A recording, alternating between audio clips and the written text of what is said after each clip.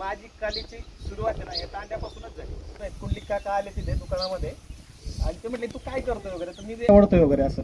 तर ते त्यांनी मला तिथं त्यावेळेस आहे ना एक कुत्र्याचं चित्र काढून दाखवलं होतं. तर ते माझ्या चित्रकलेची सुरुवात करताना ते माझे पहिले गुरु. आणि आज ज्या स्पर्धेचा इथं उल्लेख झाला त्या स्पर्धेमध्ये मी 7वीला असताना ती स्पर्धा मानेनवडी शिकत असताना त्या स्पर्धेमध्ये भाग घेतला होता आणि पाथर्डी या ठिकाणी स्पर्धा होती ती.